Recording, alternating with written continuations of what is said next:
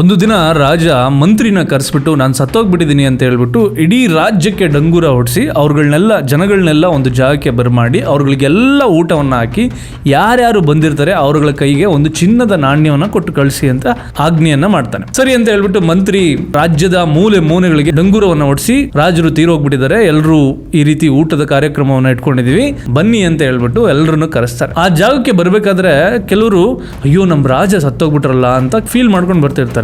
ಇನ್ ಕೆಲವರು ಊಟ ಸಿಗುತ್ತಲ್ಲ ಅಂತ ಬರ್ತಿರ್ತಾರೆ, ಇನ್ ಕೆಲವರು ಅವ್ನು ಓದ್ನಪ್ಪ ಸಾಕು ಅನ್ಕೊಂಡ್ ಬರ್ತಿರ್ತಾರೆ. ಎಲ್ಲ ಬರ್ತಾರೆ, ಊಟ ಮಾಡ್ತಾರೆ, ಕಾಯಿನ ಇಸ್ಕೊಂತಾರೆ. ಆ ಕಾಯಿನು ಯಾವಾಗ ಕೈಗೆ ಬೀಳುತ್ತೋ ಅವಾಗ ಈ ಮೂರೂ ತರ ಮಾತಾಡ್ತಿದ್ದಂತ ಜನಗಳೆಲ್ಲ ಒಂದೇ ತರ ಮಾತಾಡ್ತಾರೆ.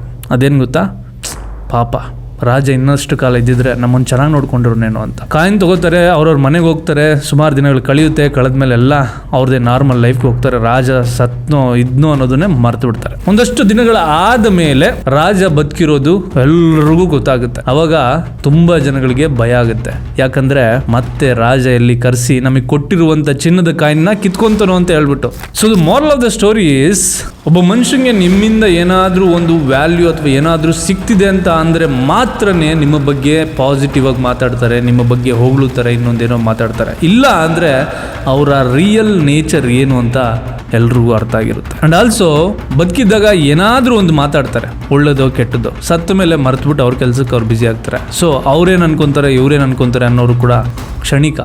ನಿಮ್ಗೇನು ಅನ್ಸುತ್ತೆ ಹಂಗೆ ನೀವು ಬದುಕೋದು ತುಂಬಾ ಇಂಪಾರ್ಟೆಂಟ್.